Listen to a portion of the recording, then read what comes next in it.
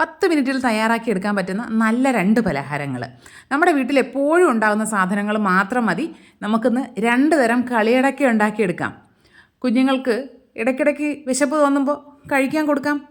ആദ്യം നമുക്ക് മധുരമില്ലാത്ത കളിയടയ്ക്ക ഉണ്ടാക്കിയെടുക്കാം. അതിനായിട്ടൊരു പാത്രത്തിലേക്ക് 1 കപ്പ് അരിപ്പൊടി എടുക്കുന്നുണ്ട്. നമ്മുടെ സാധാരണ വറുത്ത അരിപ്പൊടിയാണ് എടുത്തിരിക്കുന്നത്. ഇനി ഇതിലേക്ക് നമുക്ക് ഒരു 1/4 ടീസ്പൂണോളം ഉപ്പ് ചേർത്ത് കൊടുക്കാവുന്നതാണ്. ഉപ്പ് ചേർത്തിട്ട് നല്ലതുപോലെ ഒന്ന് മിക്സ് ചെയ്ത് മാറ്റി വയ്ക്കാം. ഇനി നമുക്ക് മിക്സിയുടെ ജാർ എടുക്കാവുന്നതാണ്. അതിലേക്കൊരു 1/2 കപ്പ് തേങ്ങ ചേർത്ത് കൊടുക്കുന്നുണ്ട്. 1/2 കപ്പ് തേങ്ങയും ഒരു 1/4 ടീസ്പൂൺ ചെറിയ ജീരകവുമാണ് ചേർക്കുന്നത്. ക്യുമിനാണ് ചേർക്കുന്നത്. അതുകൂടെ ചേർക്കാം. നിങ്ങൾക്ക് വേണമെങ്കിൽ ചെറിയ ഉള്ളി ചേർക്കാം. ഞാൻ ചെറിയ ഉള്ളി ഇപ്പോൾ ചേർക്കുന്നില്ലേ. അത് നല്ലതുപോലെ ഒരു തരിതരെ ഒന്ന് ചതച്ചെടുക്കുക. നമ്മൾ അവിയലിനൊക്കെ ചതച്ചെടുക്കില്ലേ, അതുപോലെ ഒന്ന് ചതച്ചെടുക്കുക. എന്നിട്ട് ഈ അരിപ്പൊടിയിലേക്ക് ചേർത്ത് കൊടുത്തിട്ട് കൈ കൊണ്ട് നന്നായിട്ട് ഞെരടി യോജിപ്പിക്കണം. ഈ തേങ്ങയിൽ നിന്ന് നന്നായിട്ട് തേങ്ങാപ്പാലൊക്കെ ഇറങ്ങി വന്നിട്ട് ഈ പൊടി ഒന്ന് നനയും. ഇനി ഇതിലേക്ക് നമുക്കൊരു 1 ടേബിൾ സ്പൂണോളം നെയ്യ് ചേർത്ത് കൊടുക്കാം. ഞാനിതിപ്പോൾ വീട്ടിലുണ്ടാക്കിയ നെയ്യാണ് കേട്ടോ. അത് ചേർത്ത് കൊടുക്കുന്നുണ്ട്. നെയ്യും ചേർത്തിട്ട് നല്ലതുപോലെ മിക്സ് ചെയ്യണം. നെയ്യ് കൂടെ ചേർത്ത് മിക്സ് ചെയ്തിട്ട് നമ്മളിങ്ങനെ കയ്യിലെടുത്ത് ഇങ്ങനെ ഒന്ന് പ്രസ് ചെയ്ത് നോക്കുമ്പോൾ മാവ് ഒന്ന് പ്രസ്സായിട്ടിരിക്കണം. അങ്ങനെ ഒരു പരുവത്തിനാക്കി നമ്മൾ കുഴച്ചെടുക്കണം. ഇനി നമുക്കിതിലേക്ക് കുറച്ച് എള്ള് ചേർത്ത് കൊടുക്കാം. എള്ളൂടെ ചേർത്തിട്ട് നല്ലതുപോലെ മിക്സ് ചെയ്യുക. ഇനി നമുക്കിതിലേക്ക് ചേർക്കേണ്ടത് വെള്ളമാണ്. നല്ല തിളച്ച വെള്ളം, വെട്ടി തിളച്ചുകൊണ്ടിരിക്കുന്ന വെള്ളം 1 കപ്പ് എടുത്തിട്ടുണ്ട്. അതിൽ നിന്ന് ആദ്യം ഒരു 1/4 കപ്പ് ഒഴിച്ചു കൊടുക്കുക. 1/4 കപ്പ് വെള്ളം ഒഴിച്ച് മിക്സ് ചെയ്തതിന് ശേഷം പോരാ എന്ന് തോന്നിയതുകൊണ്ട് കുറച്ചുകൂടി ഒഴിച്ചു കൊടുത്തു. അങ്ങനെ ഒരു 1/4 കപ്പ് വെള്ളം ആദ്യം ഞാൻ ഒഴിച്ചു കൊടുക്കുന്നുണ്ട്. 1/4 കപ്പ് വെള്ളം ഒഴിച്ച് നമ്മൾ കുഴച്ച് നോക്കണം. വെള്ളത്തിൻ്റെ അളവ് കറക്റ്റാണ് എങ്കിൽ നിർത്തുക. ചില പൊടികൾക്കനുസരിച്ച് വെള്ളം കുറച്ചധികം തന്നെ വേണ്ടി വരും. ഞാനിപ്പോൾ 1/4 കപ്പ് വെള്ളം മാത്രമേ ചേർത്തിട്ടുള്ളൂ.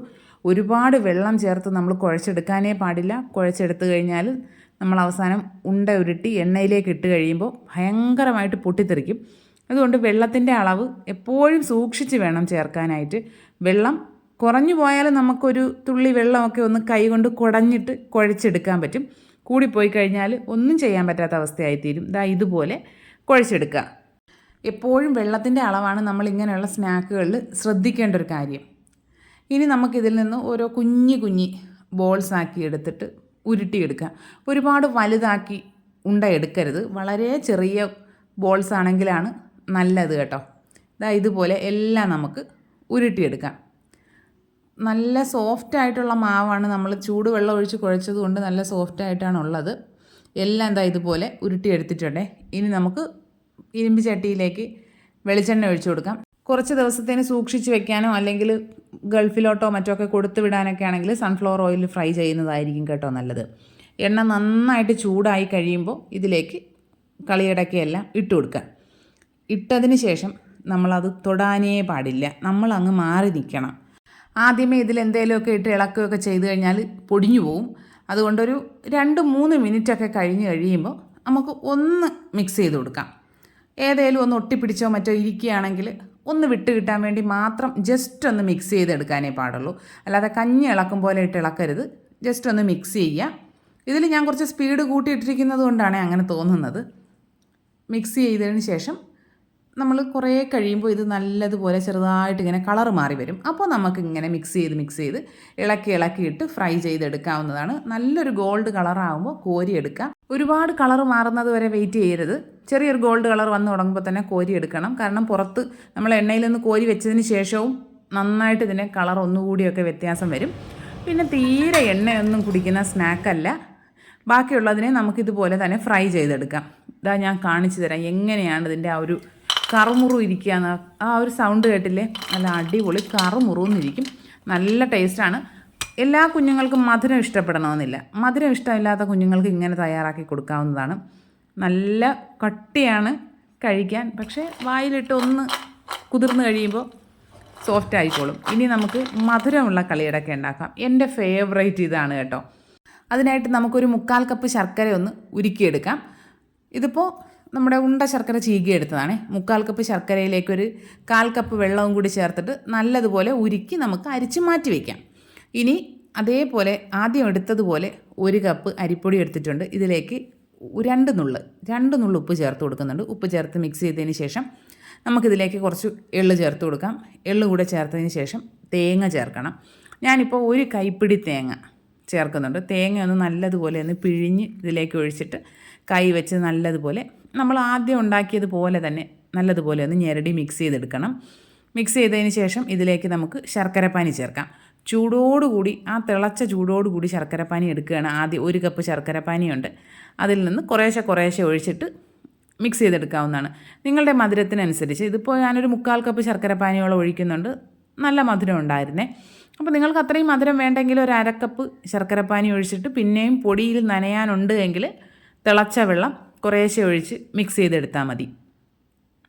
ഇപ്പോൾ നമ്മുടെ മാവ് നന്നായിട്ട് കുഴഞ്ഞ് കിട്ടിയിട്ടുണ്ട്. ഇനി നമുക്കിതിനെ കൈ വെച്ചിട്ട് നല്ലതുപോലെ ഒന്ന് കുഴച്ചെടുക്കുക. എന്നിട്ട് നേരത്തേതുപോലെ തന്നെ കുഞ്ഞു ബോൾസാക്കി എടുക്കാവുന്നതാണ്.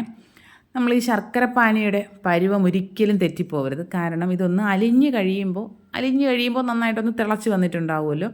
അപ്പോൾ ഫ്ലെയിം ഓഫ് ചെയ്യുക. ഇത് ഒരു നൂലാക്കാനോ ശർക്കരപ്പാനി തിക്കാക്കാനോ ഒന്നും പാടില്ല. ശർക്കരപ്പാനിയുടെ പാകം പിഴച്ചു പോയാൽ നമ്മളിത് ഇങ്ങനെ ഉരുട്ടിയെടുക്കാനൊക്കെ പറ്റും, പക്ഷേ എണ്ണയിലേക്ക് ഇടുമ്പം അതങ്ങ് പൊളിഞ്ഞങ്ങ് എണ്ണയിൽ വീഴും. അതായിരിക്കും അവസ്ഥ. അപ്പോൾ അതുകൊണ്ട് അതൊന്ന് നല്ലതുപോലെ ശ്രദ്ധിച്ചു കഴിഞ്ഞാൽ നല്ല അടിപൊളി കളിയടയ്ക്ക ഉണ്ടാക്കിയെടുക്കാൻ പറ്റും. ഇതുപോലെ മാവ് കുഞ്ഞു ബോൾസാക്കി എടുത്തിട്ടുണ്ട്. എണ്ണയിലേക്ക് നല്ല ചൂടായി കിടക്കുന്ന എണ്ണയിലേക്ക് ഇട്ട് ഫ്രൈ ചെയ്തെടുക്കാവുന്നതാണ്. പിന്നെ ഞങ്ങളുടെ ഈ പ്രദേശത്തൊക്കെ പ്രസവിച്ച് കിടക്കുന്ന സ്ത്രീകൾക്ക് കളിയടയ്ക്ക ഉണ്ടാക്കി കൊടുക്കാറുണ്ട്. പല്ലിന് ബലം കിട്ടാനെന്നാണ് പറയുന്നത്.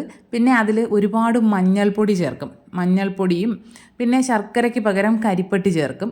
നമ്മുടെ ഈ അങ്ങാടിക്കടയിൽ നിന്നൊക്കെ വാങ്ങുന്ന നല്ല കരിപ്പട്ടിയും ചേർത്തിട്ട് നിറയെ മഞ്ഞളൊക്കെ ഇട്ട് ഉണ്ടാക്കിയെടുക്കും. നല്ലൊരു മഞ്ഞപ്പൊടിയുടെ മണമായിരിക്കും. ഭയങ്കര ടേസ്റ്റാണ് കഴിക്കാൻ. നമ്മൾ ഈ ഇതിങ്ങനെ കഴിച്ച് കഴിയുമ്പോൾ നമ്മുടെ നാക്കിലും കയ്യിലും ഒക്കെ മഞ്ഞ കളറുണ്ടാവും. അത്രയ്ക്ക് മഞ്ഞൾപ്പൊടി ചേർത്തിട്ടാണ് ഉണ്ടാക്കിയെടുക്കാറ്. ഇപ്പോൾ ഏകദേശം നമ്മുടെ സ്നാക്ക് റെഡിയായി വരുന്നുണ്ട്. ശർക്കര ഇട്ടുള്ള കളിയടയ്ക്ക ഉണ്ടാക്കുമ്പോൾ ശ്രദ്ധിക്കേണ്ട കാര്യം ഫ്ലെയിം ലോയിലാക്കിയിട്ട് വേണം കുക്ക് ചെയ്തെടുക്കാനായിട്ട്. മധുരം ഉള്ളതുകൊണ്ട് പെട്ടെന്ന് കരിഞ്ഞു പോകാനുള്ള സാധ്യതയുണ്ട്. അകം കുക്കാകാതെ പെട്ടെന്ന് കരിഞ്ഞു പോകും. അതൊക്കെ ശ്രദ്ധിച്ചു കഴിഞ്ഞാൽ നല്ല അടിപൊളി കറുമുറുന്നുള്ള കളിയടക്ക തയ്യാറാക്കിയെടുക്കാം. നമ്മുടെ മധുരമുള്ളതും മധുരമില്ലാത്തതുമായ കളിയടക്ക എല്ലാം റെഡി ആയിട്ടുണ്ട്. അതിൻ്റെ സൗണ്ട് കേട്ടില്ലേ, എത്രത്തോളം ക്രിസ്പി ആയിരിക്കുമെന്ന് അറിയാമല്ലോ. നല്ല ടേസ്റ്റാണ്. ഫ്ലെയിം നന്നായിട്ട് ശ്രദ്ധിച്ചിട്ട് വേണം നമ്മളിത് രണ്ടും ഫ്രൈ ചെയ്തെടുക്കാനായിട്ട്. എൻ്റെ ഫേവറേറ്റ് ശർക്കരയുള്ളതാണ് കേട്ടോ. ഓണക്കാലത്ത് കുഞ്ഞുങ്ങൾക്ക് കഴിക്കാൻ വേണ്ടി ഉണ്ടാക്കാറുണ്ട്. പിന്നെ വെക്കേഷൻ സമയത്തൊക്കെയാണ് ഇത് സാധാരണയായി ഉണ്ടാക്കാറുള്ളത്. നിങ്ങൾ ഇതുവരെ ട്രൈ ചെയ്ത് നോക്കിയിട്ടില്ലെങ്കിൽ എന്തായാലും ഒന്ന് ട്രൈ ചെയ്ത് നോക്കുക. ഫീഡ്ബാക്സ് ഒക്കെ കമൻറ്റ് ബോക്സിൽ അറിയിക്കുക. വീഡിയോ ഇഷ്ടപ്പെട്ട് കഴിഞ്ഞാൽ ലൈക്ക് ചെയ്യുക, കമൻറ്റ് ചെയ്യുക, ഷെയർ ചെയ്യുക, ചാനൽ സബ്സ്ക്രൈബ് ചെയ്യുക. ഇനി നമുക്ക് മറ്റൊരു വീഡിയോ ആയിട്ട് ഉടനെ കാണാം. ബൈ.